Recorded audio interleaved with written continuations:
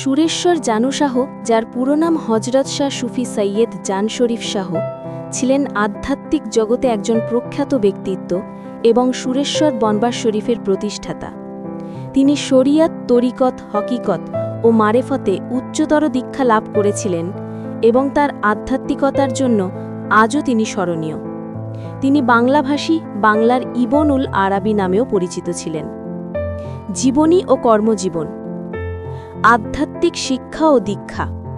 তিনি কলিকাতায় পীর আল্লামা হজরত শাহ সুফি সৈয়দ ফতে আলী ওয়াইসি রহমতুল্লাহের নিকট বায়াত গ্রহণ করেন এবং অত্যন্ত দক্ষতা ও পূর্ণতার সাথে শরীয়ত, তরিকত, হকিকত ও মারেফতের জ্ঞান লাভ করেন। সুরেশ্বর দরবারের প্রতিষ্ঠাতা।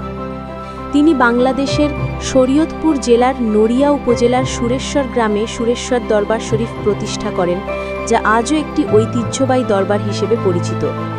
শিক্ষাগত যোগ্যতা।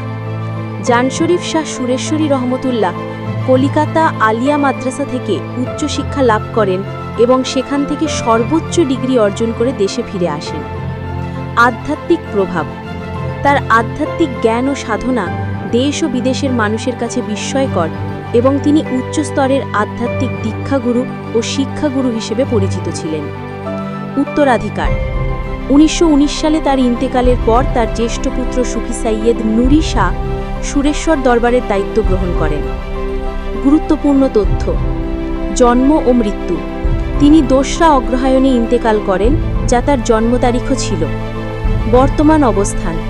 তার মাজার শরীফ সুরেশ্বর দরবার শরীফেই অবস্থিত, যা বহু ভক্তের মিলনস্থল। অন্যান্য নাম। তাকে হজরত সুরেশ্বরী কিবলা কাবা নামেও অভিহিত করা হয়। সুরেশ্বর দরবার শরীফ। 1919 সালে সুরেশ্বর দরবারের প্রতিষ্ঠাতা জান শরীফ ইন্তিকাল করেন ও তার জ্যেষ্ঠ পুত্র সুফি সৈয়দ নুরি শাহ সুরেশ্বর দরবারের দায়িত্ব গ্রহণ করেন। সুফি সৈয়দ নূরের সুরেশ্বর জানু শাহ কেরামাত হলেন সুরেশ্বর দরবার শরীফের প্রতিষ্ঠাতা হজরত জান শরীফ শাহ সুরেশ্বরী রহমতুল্লাহ। তিনি ছিলেন একজন সুফি এবং সুর ও সঙ্গীতের মাধ্যমে আল্লাহ ও রাসূলের প্রতি ভালোবাসা প্রকাশে বিশেষভাবে পরিচিত ছিলেন। তার দরবারে সুরের সাধনার প্রভাব রয়েছে এবং প্রতি বছর বহু ভক্ত ও পর্যটক এখানে আসেন। সংক্ষিপ্ত তথ্য দেওয়া হলো। ভালো লাগলে সাবস্ক্রাইব, শেয়ার, লাইক, কমেন্ট করবেন এবং পাশে থাকবেন।